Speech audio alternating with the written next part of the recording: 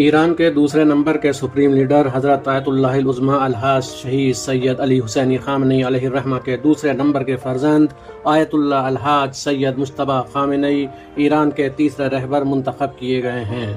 مجتبی خامنئی سن 1969 میں مشہد مقدس کی سرزمین پر پیدا ہوئے۔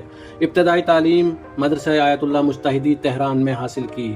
دفاع مقدس نامی تحمیلی جنگ میں مجاہدین اسلام کے ساتھ محاذ جنگ پر موجود رہے۔ سن 1989 عیسوی میں جنگ تمام ہوئی تو تعلیم مکمل کرنے کی غرض سے قم المقدسہ تشریف لے گئے اور 1992 عیسوی تک وہیں مقیم رہے۔ اس کے بعد 5 سال تک تہران میں قیام کر کے اپنی حوزوی تعلیم کو آگے بڑھایا۔ سن 1997 میں جناب حداد عادل کی دختر زہرا سے شادی کی اور اسی سال دوبارہ حوزوی تعلیم کی تکمیل کے لیے قم ہجرت فرمائی۔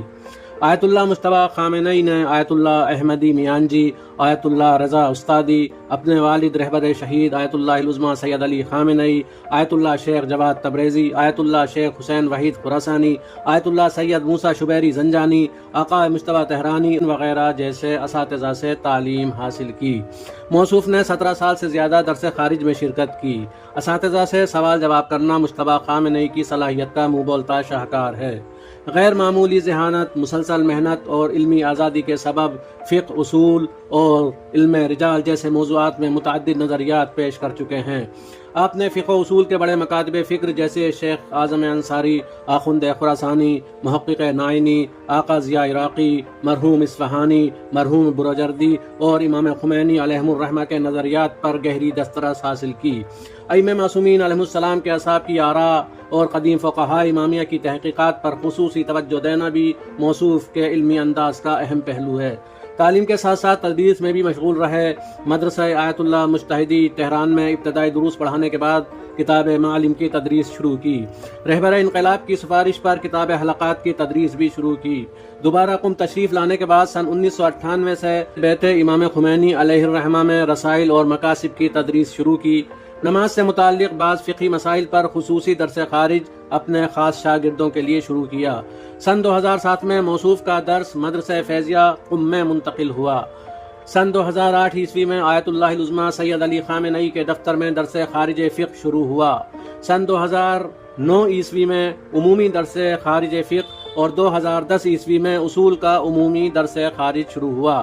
موصوف شاگردوں کے ساتھ دوستانہ تعلقات رکھتے ہیں۔ درس کی ابتدا میں چند منٹ قرآن کی تفسیر بھی بیان فرماتے ہیں۔ اسی منفرد انداز تدریس اور علمی گہرائی کی وجہ سے قم میں آپ کا درس خارج آہستہ آہستہ حوزہ علمیہ کے سب سے پر رونق دروس میں شمار ہونے لگا، اور کورونا سے پہلے آپ کے درس میں تقریباً 400 فاضل طلاب شرکت کرتے تھے۔ سن 2024 عیسوی تک دروس کا سلسلہ جاری رہا اور کچھ ناگفتہ بے وجوہات کی بنا پر تدریس کا سلسلہ بند کرنا پڑا۔ موصوف نے کتاب عروۃ الوثقیٰ پر حاشیہ بھی لکھا اور فقہی و اصولی دروس کی تدوین میں بھی مشغول رہے۔ علمی خدمات کے ہمراہ سماجی خدمات کو بھی ترجیح دیتے ہیں۔ آیت اللہ مجتبی خامنئی نے علم عرفان اور علم اخلاق میں آیت اللہ بہاؤالدینی، آیت اللہ محمد تقی بہجت، آیت اللہ کشمیری، شیخ جعفر مجتہدی وغیرہ سے کسب فیض کیا۔